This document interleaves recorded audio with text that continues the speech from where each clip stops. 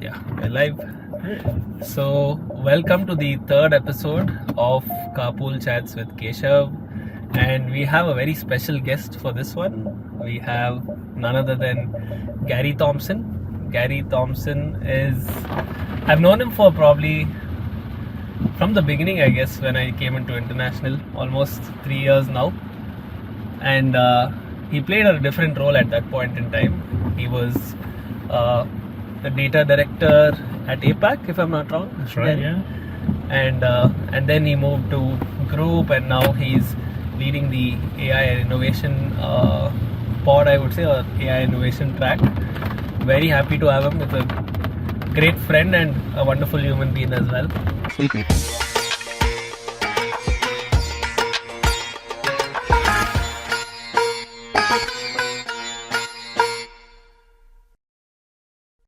So, Gary, how do you feel being on the first Carpool Chat? I'm not sure if you've done something like this before. Well, this is great. First of all, thanks for having me, Keshav. Really honoured to be here. I have never done a Carpool Chat like this before. Okay. But yeah, I'm really excited and privileged to be here. So, how is Bangalore treating you? The weather's been rubbish since morning, but otherwise, how is Bangalore treating you? It's fantastic. I mean, this is my fourth trip to India, my third trip to Bangalore. Okay. And as for the weather, it's raining, but it's warm rain. You know, I grew up in Scotland where it's cold rain all the time. You know, so this is easy. This is a piece of cake. This rain. You've seen harsher weather, so I'm sure you can handle all of this. So, Gary, I know you have a lot of story. In your entire journey, not only in Compass, but generally in some of the experiences you've had. You're from Scotland, but you've travelled a bit. You made some, non-conventional. You worked and experienced some of the non-conventional areas, but what we think is, non-conventional, because Indians generally go study, work. Yeah, it's recording again. So I was saying, Gary, you had some different experiences. I want to hear some of them. I want to hear your story, Gary. Where did you start? How did you get before getting into technology, IT and data, where did it all start from? Yeah, so in terms of that convention, right, I certainly think that, my parents' generation, they also had that convention in Scotland. Okay. My dad, for example, had one employer his entire career. He worked at the local shipyard. He was a mechanical engineer. Okay. And he worked his way up through that track. That was his story. Okay. When I left school, I've always had broad interests. Okay. I've always had lots of different things that excite and interest me. I've always been quite curious. And what I did when I left school was I thought I'd copy my dad first of all, right? Okay. So I went to the local shipyard initially as an electrical engineer. Okay. So that was my first career track that I went after. So you studied some bit of electrical engineering even before you entered it? No, so it was an apprenticeship I went in first of all. Okay. So I went there, I did an apprenticeship in electrical engineering, and I studied part-time during that. So I studied electrical engineering as part of that. But what I did when I was studying that is, again, my curiosity took me into IT. So I was working the apprenticeship on Royal Navy warships, on submarines. Okay. I was studying part-time at college. Okay. And then I studied extra part-time subjects. You were juggling basically with a bunch of stuff. It didn't feel like juggling because I was enjoying it all. You enjoyed the juggling as well. I mean, maybe you don't want to call it juggling, but you enjoyed being a part of all of these. I enjoyed all those different things, right? All those different areas to learn all at the same time. It was really, really great. But the more I studied IT, again, the whole breadth of IT that I started learning about, development, sysadmin, networking, that whole world started opening up to me quite fast. And then I reached a point where I thought, well, actually, I think that is the career that I want longer term or for the next phase in my life. So what I did was I then decided to go to college full time at that point, and really focus on IT. I wanted to go deeper and more breadth into that direction. So yeah, that took me into my second career track, still at a relatively early age. Okay. And like when you growing up, right? In Scotland, you mentioned. So how was what were your influences growing up? What kind of things motivated you or made you, excited? Was it like a typical town that you grew up in? Just talk us a little bit about your influences as so I grew up in a small village in a county called Fife in Scotland, so not too far from Edinburgh. Okay. But there was a little village. It had a little village feel. Everybody knew everybody. Really friendly environment. But I also kind of realised early on that, when I started thinking about my longer term career aspirations, I realised that the IT field wasn't going to happen in that village. That there weren't big employers in that area. Okay. So I grew up in a little village. My whole family lived nearby, either in the village or the neighbouring villages. So like a close community of very, very close community, very friendly, very, very down to earth environment. Okay. Great. Do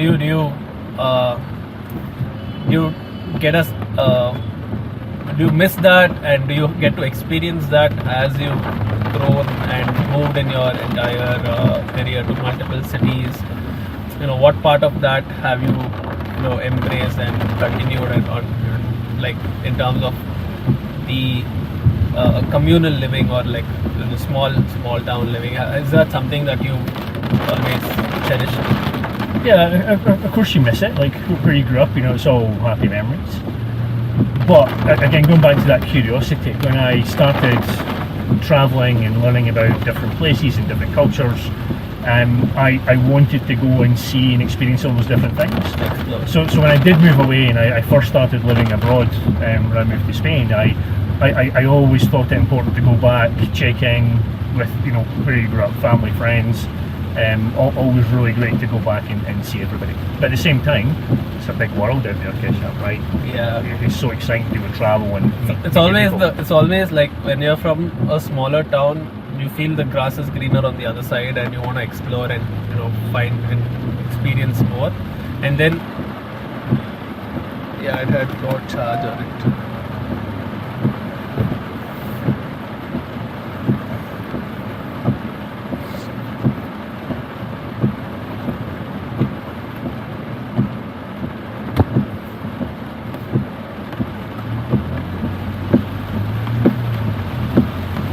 Change backs a bit. Okay, so you were speaking about Spain, right? Was strictly online business. Okay. So again, it was a different type of role. But again, another great opportunity to learn from great people, work with more modern tech stacks, and learn exciting things. It's really good. Learn a different industry as well. Online gambling. Tell me a little more about that. Like, what kind of what was their business model? Was it like a poker, or it was a bunch of different roulette and basically an online casino? Or was that what it was? Yeah, I mean that company at the time, sports betting was a large part of it.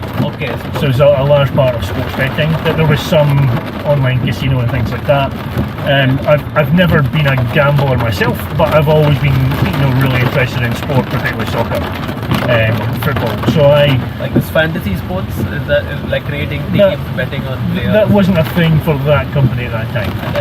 But that company focused on the Italian market, Spanish market, and some of Eastern Europe as well. It was all regulated markets. But yeah, it was really interesting because it was sport. Talking about sport, probability, percentages. It was a really, really interesting business to learn about as well as the tech. Yeah, like sports analytics, right? Like movies like Moneyball. Yeah. They really got a lot of sport analytics companies and sports betting companies in the limelight because of how highly performant your teams can be by using data and analytics. Yeah. That's a good intersection, I would say. I myself was into sports in my younger days. We didn't have much data at that time. We just probably had score sheets, manual stats that used to be written down. But yeah, nothing that we could look at data and really improve systematically each of the players' performance. Yeah, it was really interesting. Like I stayed in that industry with my next company as well. So after Spain and 3 a bit years in Spain, I moved to Ireland, and I worked for another sports betting company there, Paddy Power, who are now Flutter. And in that company I worked for, I got a little bit closer to some of the back end systems that would help calculate the probabilities, calculate the odds of who was going to win a cricket match. And I remember the first predictive model that was built there, and the sheer number of data points that were being analysed to come up with that probability score were just absolutely fascinating to me. So again, really, really interesting math behind some of that business. So your role involved helping build the foundation to be able to run those systems. Is that right? My role when I moved to Ireland, my role there, so that company in Ireland I worked for, they were retail and online. Okay. So I had a number of different roles within that company. But I did a lot of work in the retail space, around data feeds and how we would send some of these updates to the retail betting shops as well. So we are live again with Gary Thomson, Director of AI Insights Innovation at Group.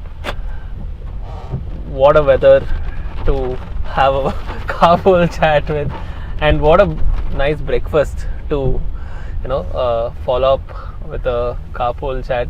How did you like the food? Oh, it was fantastic, right? The trouble I have with food in India is that I have to eat like 2 meals every meal. There's just so many good things to eat, right? So idli and dosa and dessert, it was so good. Yeah, so I guess you need another round of sitting to kind of completely enjoy all of the food. I think you weren't able to finish everything in one go. No. So that's why I wanted you to extend this trip. Yeah. Or next time when you're coming to Bangalore, you should at least plan for a week so that you get some good time trying out all the different regional cuisines and nuances that's out there. Oh, come on, I can't do that in a week. I need a month at least. Yeah, if you can plan it out, then I'm up for it. Sounds good. So what's the most interesting food that you've tried out and enjoyed as well? Interesting food. So I have to start with a home country bias first of all. So growing up in Scotland, man. What's haggis exactly? So the traditional haggis is sheep's intestines. Oh, with oats and seasoning. But today you can buy a haggis that's also vegetarian or vegan. There's lots of twists on that recipe. But a common way you might eat haggis in Scotland is that you might have it as part of a breakfast. Okay. So you have eggs and beans, tomatoes and haggis, or you can eat it in a roll, or you can have it deep fried with chips, or you can even have it on a pizza. Okay. Which one was the one that you tried and you found it really amazing or interesting? I think the pizza haggis? Yeah, I mean they're all so good, right? I think probably the nicer way to enjoy it would be to have it as stuffing in some chicken. So that was always a really nice way of eating it. I always thought it was really flavourful and there's a nice complement of flavours there. Is it high protein? Or I think so. I think so.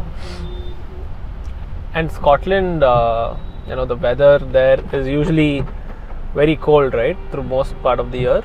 Yeah. So is that like a cold countries tend to have high protein dishes and diets? Is that Yeah, well, the Scottish diet's kind of famous for being quite fatty.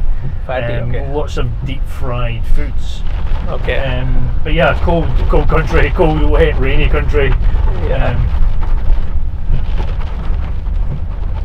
Yeah, here we are highly tilted towards carb, or 70% of it ends up being carb. But now people are becoming more conscious and changing the portions and proportions. But like heavy on either rice or chapati, or even some of the other sides also have a lot of carb in them. We have generally have small portions of lentil or any of the fibrous What I like about Indian food is I think there's always quite a bit of variety, right? There's always many different flavours and ingredients, even vegetables. There's generally quite a number of vegetables in any given Indian meal. That's true. We are like a thali, Indian thali. If you look at it, it has almost 10 to 12 items in it, which is supposed to have a balanced diet, but we end up in our homes, in South Indian homes, we end up consuming more of rice compared to the thali generally how they serve outside. I think it's become like a... I love a good thali meal, but I find that in Australia the thali meals are generally 6 or 7 ingredients. Oh, that's it? Okay. Yeah, we never get the same variety as you do in India. Then I should then take you to a proper thali restaurant where you get to try the entire bouquet. Like there's a Rajasthani restaurant called Rajdhani, which has like a 25 course menu, all small portions itself, but the variety of the thali is so huge that I think, and it's just one cuisine, it's just Rajasthani food, and they have like 25 items in their meal. So yeah, you would be amazed by the different varieties and different tastes that you'll get to experience. So thali meals are different in different states and different regions? Yeah, it is. The composition, the pattern is similar. The actual composition of the ingredients, the items change. Usually there is a vegetable, there's a curry, there is curd, there is either bread and rice, different variants of those. Great. Yeah. So you were telling me about the connections, the food connections between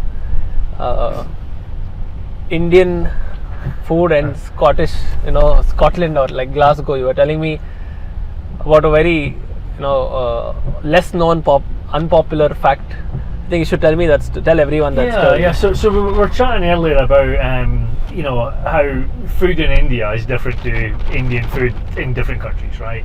So Indian food in Scotland and Indian food in Australia can be similar, but that regional variation or that twisting to the local taste buds, I think sometimes can limit the variety, right? Or it's a subset. So in Scotland, for example, you can go to an Indian restaurant and there's a jalfrezi, a vindaloo, a butter chicken, a korma, and you can sometimes be hard pressed to find broader variety. Those are always the standard types of meals, but we were chatting about the chicken tikka masala, which is another really popular Indian dish in Scotland. But I too learned recently that was an Indian dish invented in Scotland. Yeah. And you're telling me that it's now available in Bangalore, right? Yeah, I mean it is like on most restaurant menus, chicken tikka masala, and I never knew that it's a dish invented in Scotland. We just thought it's an Indian dish. It was invented in Scotland and and got popularized there, and then probably travelled back to India. Yeah, but what we do in Scotland though is we don't just rest with it being, a curry that you could get with rice. You can now get chicken tikka masala pizza in Scotland. So again, that food fusion continues. Yeah, we also have a dish called gobi Manchurian. It's supposed to be Chinese, but if you go anywhere in China, you would never find that dish. It was invented by an Indian person and labeled as a Chinese dish, just to make Indians familiar with the taste of Chinese cuisine, but there's very little similarity to actual Chinese cuisine. So yeah, Brilliant. So Gary, tell me about what keeps you ticking every day at work, outside of work. What keeps you on? I think I've always been curious. Ever since I was young, curious about the bigger world outside the little village I grew up in Scotland. So I grew up in a little village in Scotland, population about 8,000 people. Everyone knows everyone, really friendly, great place to live. But I always liked being curious about even the next town over.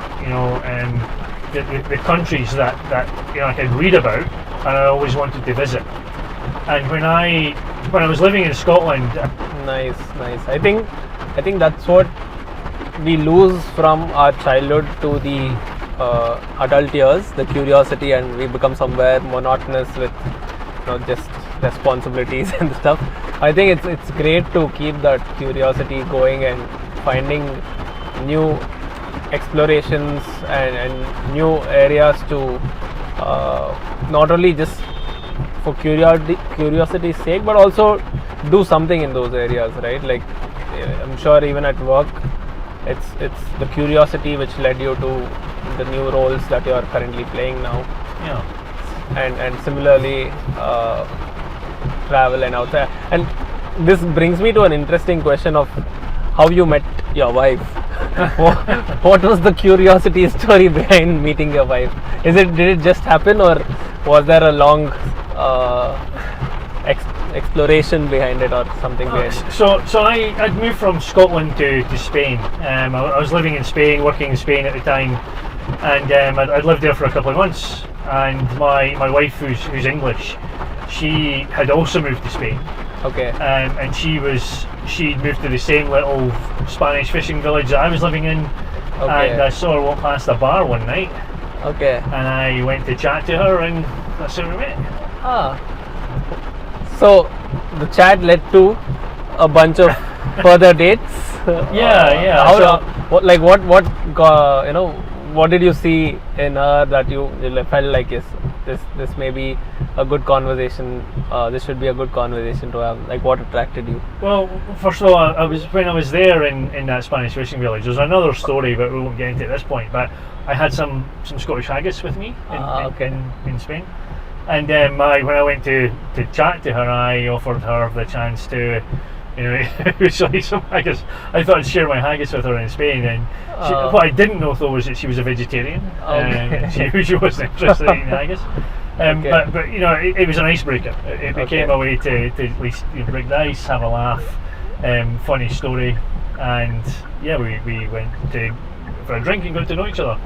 And then we moved in together quite quickly as well. We just clicked as people. Nice. So you have 2 children, like teenagers, right? How is it? How was the fatherhood journey, and how is it? From your bachelor years to now, how have things changed? And what are some of your, if I could say, learnings, or like in that journey of fatherhood? Well, my wife also curious traveller, right? Because she was living in a different country, and we moved to Ireland after living in Spain a number of years, and then we had our children born in Ireland, and we're now living in Australia. So the kids are 12 and 13 now, and I think they too have grown up with that. I think that same curiosity about the world, about travel. We've taken them different places, we showed them different things in the world, and now they've got the internet at their fingertips to learn and read about that. And while moving into parenthood, right, you perhaps don't necessarily do the same things anymore, right, in terms of the amount of travel and volume of it, but you can still travel through YouTube, you can still travel through the internet now, you can travel through cuisine. So we're always about that experimentation, and we see that now, I think, starting to resonate with them too. That curiosity of the world. So they're both learning Japanese at school. Wow. And they're particularly curious about the Japanese culture. Wow. Learning the language, and they're crazy for sushi and Japanese food. Wow, that's very nice of you too. I think what you've valued as a innate trait, and you are encouraging that in your children as well. I think that's a core part of a good parenthood. And I think even as I'm going through the journey, there's a lot of learning for myself as well, right? In terms of it changes you in a different way, and in a good way. Like previously, there was no urge to go back home after work. I was like more, let's work, let's get more stuff done. But somewhere now you know that okay, there's your family waiting for you, and have your kid who you want to spend some time with. Yeah. So it changes. It's a different phase of life, and it changes you for a better way. And that's what it's a different phase of life, because it's not necessarily about you anymore, right? It's about them. Yeah. And how do you set them up for that success and that opportunity in front of them? Yeah. Right? So like in the role I've got now, the global role across Compass Group, I can be in a call with India, I can be in a call with Kazakhstan, Japan, France, Germany, the UK, the US, and my kids kind of get wind of the international flavour of my role, and they're so curious. They want to learn about the different type. Where am I calling today? That's the types of questions that they ask. Mm-hmm. It's great to see. Nice. And also, like, has it been different? I'm sure it is, but in what ways has it been different when you were growing up as a kid for your parents, and how parenting was for them versus this generation of parenting? What has changed? Oh, that's a big question. I'm not sure how to answer that one, but I mean, looking at my parents growing up, they both came from that same little village I grew up in. I think they started dating in their teens. Uh-huh. And then they lived in that village, and when we were younger, we would have our annual family holiday to Spain. Mm-hmm. That was a country that they liked to go and visit, and we'd go there all the time, and it was really great. But my dad had one career. My mum had, I think, two different major employers that she had in her life. It was all very routine and traditional. Mm-hmm. Whereas nowadays there's change, right? Change I think is much more common.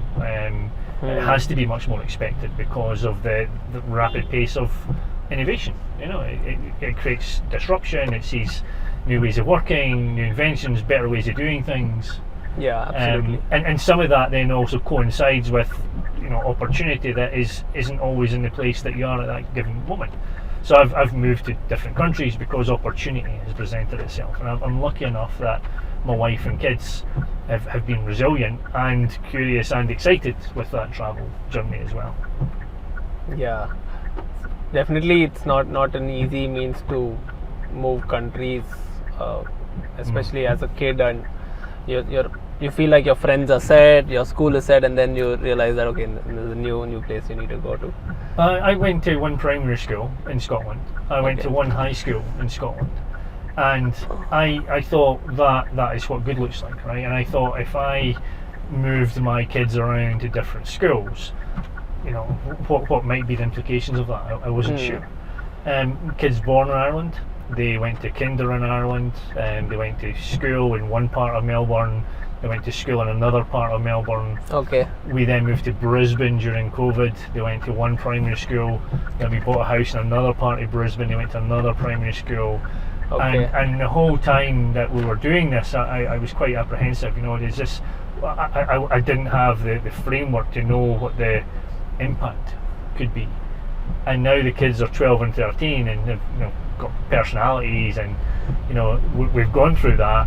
I can see that it's done nothing negative to them. That's great. They're resilient. I think if anything, it's given them that exposure. That exposure, yeah, that's a great word, right? It's given them an exposure to different parts of the world, or even within Australia, right? Yeah. Different parts of the states, different parts of the city, different groups of friends, different demographics.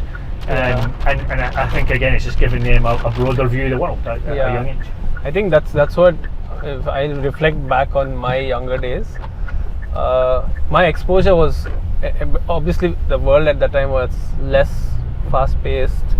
Not the internet revolution probably was just taking shape.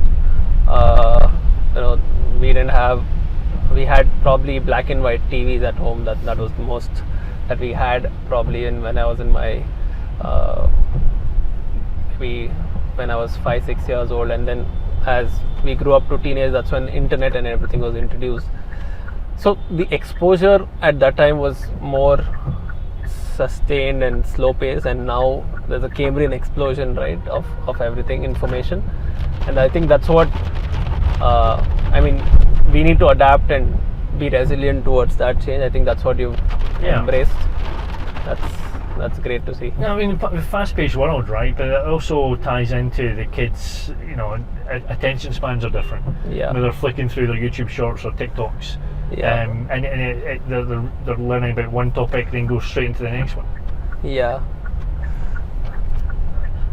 So if given a choice, which city would you settle down in? If you had a option to say, okay, this is the city that I really love, which one would that be? Europe. I loved living in Spain, but Right. I've done the tiniest part of exploration there. I'd Okay. love to go back. France. I've never been to the south coast of France. I've actually been to over like 40 countries. Wow. And I still don't feel like I've done anything. I still feel like I want to Done get 40. That's a lot. Yeah, it's a lot, right? Yeah. It's a lot, and I want to go back to the ones I've been to. I want to go and see other countries I haven't seen. You spoke about you taking a year off and just traveling, right? In India, it's kind of considered a stigma or a taboo to take a year off from work. But I think things are changing in the younger generation. But I think your experience of that and your takeaway from that would be probably inspire more people to take that route and take a probably sabbatical. Tell us about your experience and why you feel it was one of the best periods. Yeah, so when we did that, it was after my wife and I just got married, and we wanted to go and see more of the world. And at that point, again, we'd been to maybe 5 countries, 6 countries or something. It wasn't a high number, so we used that honeymoon period, after getting married, and we thought that's where our budget would go for a honeymoon. We'd stretch it out and we'd go backpacking for a year. But it was never a holiday, right? It was there was working opportunities within that year out, and we did contract roles in different countries, and we managed to mix that up with a good degree of just travelling and learning about different cultures and different things and different ways that people live. So we went and did that. It was absolutely fantastic as a learning experience again. There's that soul enrichment you get from travel, right? Meeting different people, eating so many different foods. Your perspectives. You grow, right? You grow through travel, and trying to cross the border between Thailand and Cambodia, when you've never even been to Southeast Asia before. I've been to Southeast Asia like for 3 days at that point when I crossed over that land border, and it was just learning about different norms in terms of how to cross a border, rather than few months break. I myself did a couple of sabbaticals. One sabbatical with a solo trip over 50 days in a bike. So that was very enriching, and I think that should be a message that anyone should take away. If even though there's a stigma inside India that there's a career break and all of that, but I think it helps you grow as a person. I don't get that stigma. I don't think it makes sense. I think, let's say, it's enrichment, and it creates valuable life experience. If I go back just to clarify that border crossing, right? When I go from maybe Scotland to Spain and I'd go through customs, there was some familiarity with the language, so the Spanish words I could pick up some of the words and some of the norms, and it was easy and familiar. And then when I went from Thailand to Cambodia that first time as a backpacker, I didn't know any of the language. I couldn't figure out any of the words that were written in the local languages, and I was a little bit inexperienced and a little bit nervous even. And then once I did it, and then I did it through the rest of Southeast Asia, and then I've done it in African countries after that, it just became really enlightening and really educational, and less of that scary of the unknown, and so much so that my wife and I took the kids this year, at the start of this year, to go over that same land border crossing that we went over when we were backpackers, because we wanted just to give them that experience of something completely different outside their comfort zone, just to show them that the big world is not a scary big bad world, that there's just different ways of people having different norms, and crossing a border there is actually really easy, and everybody's there to help you. And it was terrific. That's amazing. I think so many such experiences are there when you're traveling. One of mine was when I encountered, this was in a forest when we were 3 of us traveling in a car, and we encountered face-to-face encounter with a tiger. So that was like one of the most speechless experience. We were in a car, but it was like the tiger was just 10 meters ahead of us, and we just froze. We didn't know what to do. It looked at us and it started walking towards us, and I just backed a little. It didn't realize there were people in the car, and it just knew it was a large object. So tigers are actually really shy, right? Yeah. But the minute it saw through the glass that there are humans inside, it made a little bit of eye contact, and the minute it figured that there are humans, it just moved into the bushes. That was a crazy experience. And did it challenge your norms, like what you expected a tiger to do, right? Yeah, it did. When I learned to scuba dive, I was during that backpacking year, right? I was in Thailand, and we were scuba diving, and the instructor under the water, right? She goes like this, and then she points, and then she swims in that direction, and then that was a symbol she told us meant shark. And she was like, shark, that direction, and she swam. And we were meant to follow her, right? And I was thinking, well, I've seen Jaws, I know how this plays out, right? The shark comes and bites us now. And we followed her, and my heart started pounding a little bit, and then we saw the shark, and it was a leopard shark, and it was lying sleeping on the seabed, and there was about 20 other new scuba divers also flapping around looking at it, and the videographer went up and she stuck the camera in its face, and the shark just looked around and just swam off, and I thought, that's not in Jaws, that's not like the movies. Again, just challenging that norm, right? About what is normal and predictable, right? You realize that most animals are very peaceful. They only hunt because they have to feed themselves, and they don't really attack humans just for the sake of it. And was shown in movies like an over-amplified version of the reality. And that's why I was telling you that a few months ago I was out walking on the beach, and I saw that shark that had been pulled in and left to die on the beach.